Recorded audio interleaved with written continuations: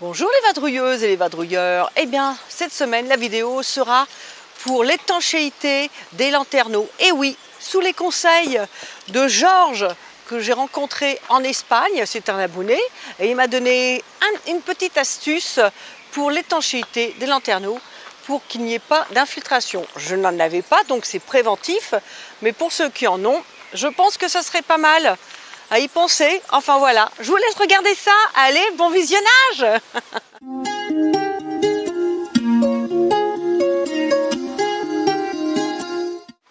Non mais dis donc toi, tu n'aurais pas oublié de t'abonner? Allez, un petit clic. Allez, un petit clic. Me voilà arrivée, pas loin de Bordeaux, chez ma soeur et mon beau-frère. Et j'en profite puisque là, enfin, ils annoncent quelques jours sans pluie, on va dire. Bon, avec un peu de soleil déjà. Et je vais en profiter, entretenir mes lanterneaux, comme je vous en avais parlé à une ancienne vidéo, pour les infiltrations. J'avoue, pour l'instant, j'en ai pas. Mais je vais traiter ça juste avant que j'ai des problèmes. D'avoir des problèmes surtout. Donc, je vais vous montrer un petit peu ce que je vais faire. Tout ça avec les conseils que j'ai eus d'un abonné que j'ai rencontré en Espagne, mais qui m'avait déjà écrit auparavant.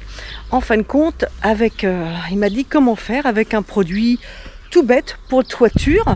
Et donc je vais suivre ses conseils parce que j'y crois. Lui, il le fait à son camping-car et il vit dedans depuis plus de 5 ans avec sa femme. Donc je vais suivre tes conseils, Georges, et je te remercie de me les avoir donnés. Et à vous les abonnés, je vais vous montrer un petit peu ce que je vais faire, en espérant que je ne fasse pas d'erreur. Première étape, nettoyer abondamment les lanterneaux. Et ça en a besoin, j'ai été faire un petit tour sur le toit. Bonjour, allez, c'est parti.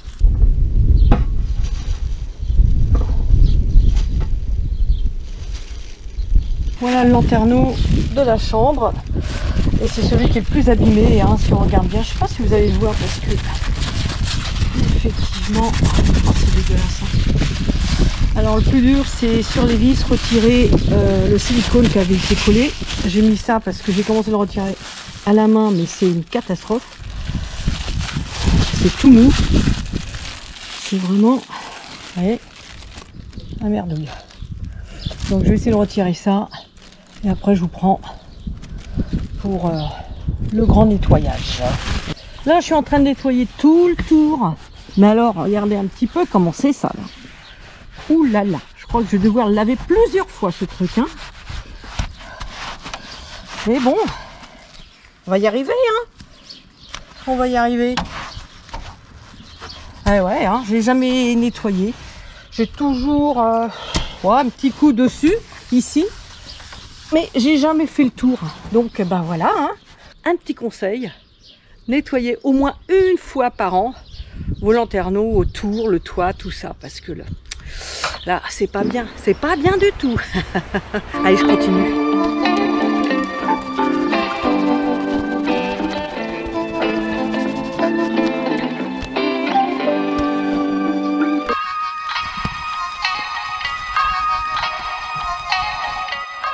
Bon, je viens de passer de l'essence F afin de bien tout dégraisser. Tout est sec, tout est à peu près bien nettoyé. J'ai bien à peu près parce que peut faire mieux, peut faire mieux. Mais bon, déjà, je pense que ça serait pas mal. Alors voilà ce que je vais passer en premier, tout autour du lanterneau. C'est Ripolin, donc la marque, anti-infiltration toiture. Mais ça marche très bien pour les lanterneaux. C'est anti-UV, enfin voilà, variation de température, ça résiste à tout. Donc c'est pas mal. Alors moi je sais plus quelle couleur j'ai pris. Je crois que j'ai dû prendre gris. Enfin je sais plus. J'espère. Sinon je risque d'avoir une mauvaise surprise si j'ai pris bleu, n'est-ce pas? Enfin c'est pas grave, c'est pour le toit. Et en plus j'ai pris ça, la bande fibrée anti-infiltration que je mettrai sur la première couche et je repasserai encore une couche de ce produit là. Voilà, donc ça c'est pour éviter c'est pour consolider la réparation d'une fissure et renforcer les angles. Si des fois ça bougeait un petit peu en cas de mouvement, la fibre est là pour maintenir tout ça. Il va falloir que je la découpe aux dimensions du lanterneau. Bon, j'ai ouvert le couvercle. Mauvaise surprise, c'est du produit tuile, couleur tuile. Bon, c'est pas vraiment ce que j'envisageais. Je voulais du noir ou du gris. J'ai dû me tromper quelque part. Bon. Alors faites pas comme moi, hein. Regardez bien la couleur. Ça m'aurait étonné que ça soit parfait avec moi, hein. C'est toujours comme ça, hein. Bon, j'ai le petit pinceau ici. Couper en espérant que j'ai pas fait d'erreur les bandes avec la bonne dimension.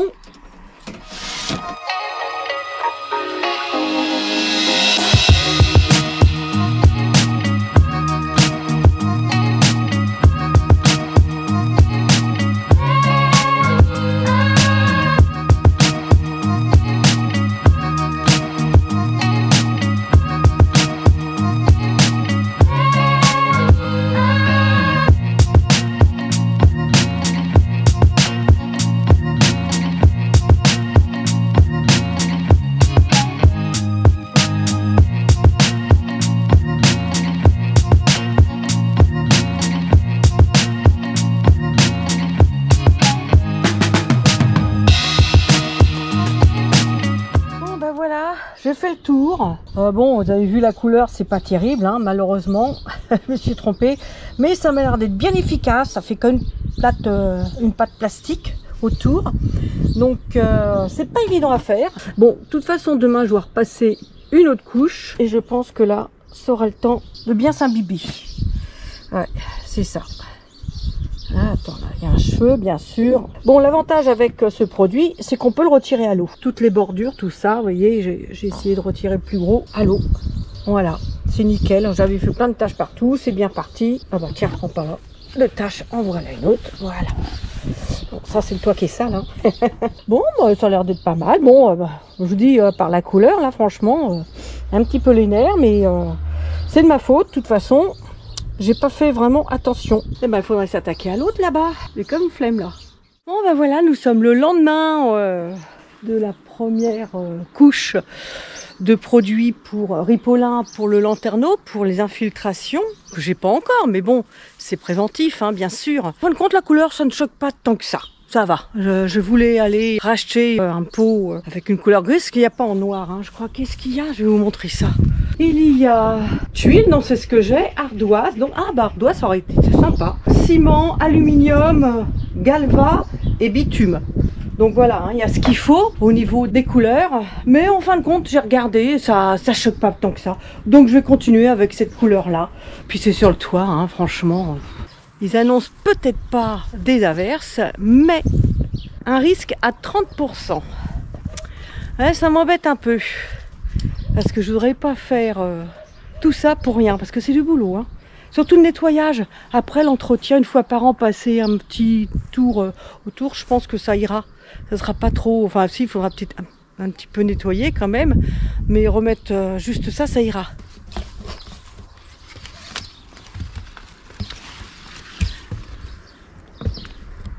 Voilà. Donc j'ai tout bien nettoyé. Je viens de passer de l'essence F aussi. Et là-bas, ça choque pas tant que ça, hein. Ça fait sable du Sahara. Voilà, comme si j'avais pris plein de sable du Sahara. Ouais. Donc là aussi, j'ai la deuxième couche à passer. Alors en fin de compte, ce produit, j'ai regardé hier, c'est comme si c'était quand ça sèche, comme si c'était une matière élastique. Donc c'est pas mal. Et puis imperméable. Vous voyez un peu l'élasticité? Là, il n'est pas tout à fait sec celui-ci. Vous voyez, ça colle au doigt. Donc voilà ce que ça devient la matière.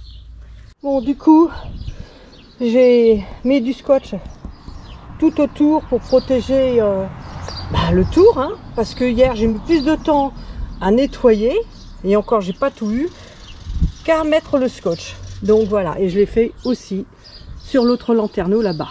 Voilà. Mais j'hésite encore, j'ai peur qu'il pleuve. Alors ce qui est bien, c'est un produit à l'eau. Le pinceau, je l'ai passé sous l'eau, pouf, nettoyé. Ça, c'est pas mal aussi. C'est bien pratique. Et je remettrai du Sika sur les vis pour éviter aussi les infiltrations par là. Mais ça, je le ferai en dernier.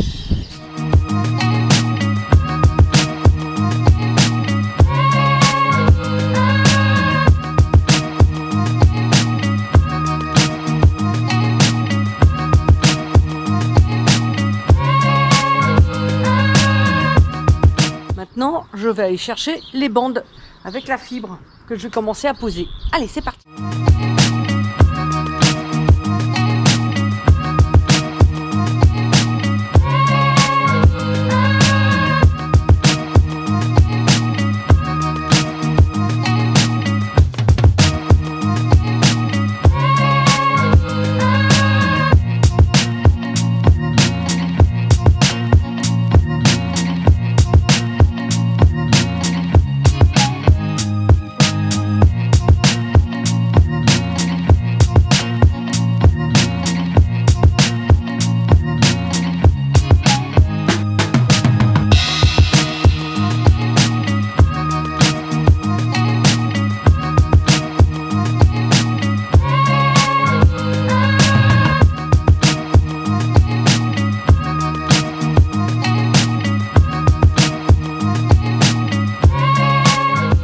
Bon, il n'y a plus qu'à laisser sécher.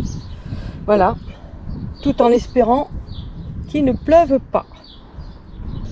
Donc voilà, j'ai fait la dernière couche. Maintenant, je vais retirer. Mais qu'est-ce que tu fais là, Pouic Pouic? Quoi? Tu veux peindre? Non, non, non, non. Tu ne peins pas. C'est pas possible. Ça y est, tout est fait. On est tranquille pendant un an.